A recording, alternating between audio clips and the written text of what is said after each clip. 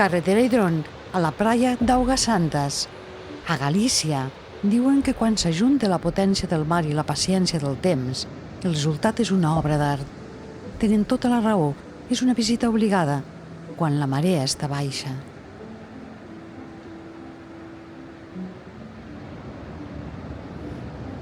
La platja das Catedrais no és una platja, és la catedral del mar.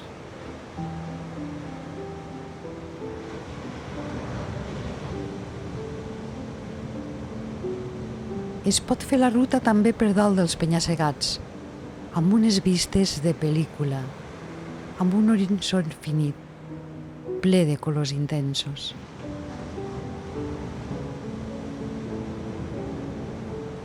Però les sensacions són encara més extremes, baixant a la sorra i caminant en calma, a poc, enfonsant els peus que no s'embruten gens, observant l'aigua, les roques, el cel, l'horitzó, escoltant la càlida remor serena de les onades, respirant a fons el fascinant aroma del mar a salnitre i marisc fresc.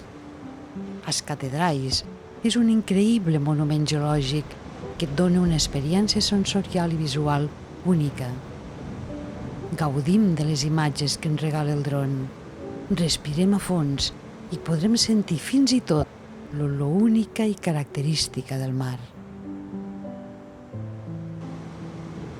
300 metres de penya-segats, roques metamòrfiques foratades per la marea.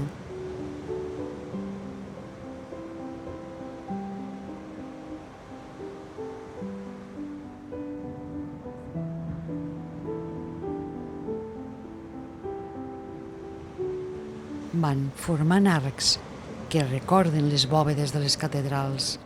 El mar i l'horitzó es fonen. És el poder de la natura, capritxosa, artística.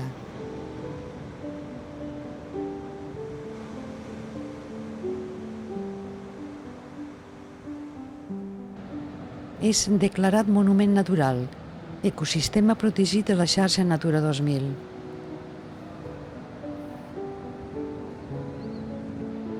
L'aigua juga tothora amb les roques, formant passadissos interiors, formes capritxoses a la sorra, a les roques, a l'aigua. Tots els racons són de postal.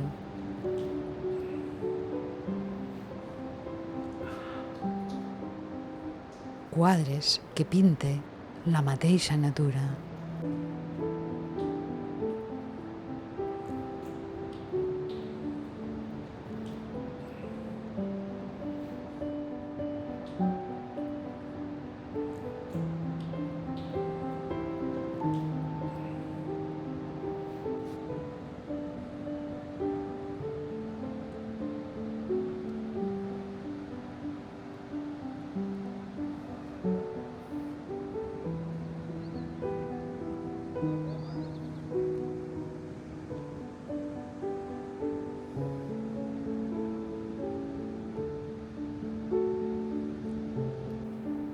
També les coves emergeixen com per art de les meigues en la marea baixa.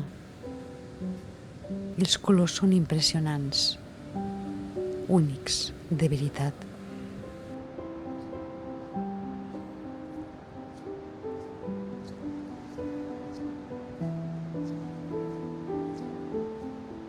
Els percebes viuen tranquils, és casa seua, prohibit tocar-los o agafar-los. I anem marxant a poc. És un lloc molt visitat, molt estimat, que es pot gaudir al màxim només en la marea baixa. Un emblema gallec indiscutible, un paradís. I deixem el mar obert i aquesta preciositat de la natura i anem cap a un altre paratge espectacular.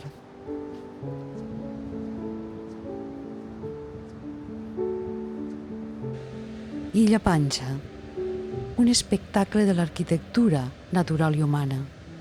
2 fars. El de la planta quadrada ho va ser des de 1857 a 1983, que es va construir el pont que uneix l'illa a la costa, i el far actual de formigó, de ratlles blanques i negres, de 13 metres d'alçada. Estem a la desembocadura del riu Eo, al Cantàbric, L'aigua dolça s'abraça amb la salada formant un ecosistema esplèndid de roca i verdor. Abans d'arribar i creuar el pont, el mirador ens diu que hi anem, que fem fotografies, que pugem el dron. No hi ha enlloc vistes com aquestes, és cert. El far ens diu adeu i ens guia 1 quilòmetre terra endins. Cap a Ribadeo, documentada al Paleolític, declarada vila al 12. Tenim una preciosa vista des del port de Porcillan, 20 metres de desnivell del port al centre de la ciutat. L'artístic ascensor integrat que recorda la muralla eliminada del 19 ens hi porta. Per descobrir tresors com aquest, com l'església de Santa Maria d'Ocampo de 1902 al 13 era un convent franciscà, el nucli antic és preciós, com el Pazo d'estil borbònic del 18 al 19 era la duana, o la casa d'Opatín medieval, l'edifici civil més antic de Ribadeo. Continuem, una fonte viva ens recorda la història que guarden aquests carrers xulíssims, com la capella de Santíssima Trindade del 12. La porta és gòtica del 14. Tornem per l'ascensor mirador al port de Porcillan. Centre del comerç del Cantàbric al llarg dels segles. Ara és port esportiu. Es veu tota la ria de Leó. Diuen que aquí, en aquesta zona, es va originar la ciutat. I marxem terra endins a buscar una altra joia patrimonial, la Basílica de San Martino de Mondoñedo, reconeguda com la catedral més antiga d'Espanya. Davant la fonte de Zapata, Gonzalo, bisbe sant, va tirar aquí la sabata i va fer sortir aigua en plena sequia. Un miracle. Diuen que aquest entorn verd preciós és possible per aquell miracle del sant.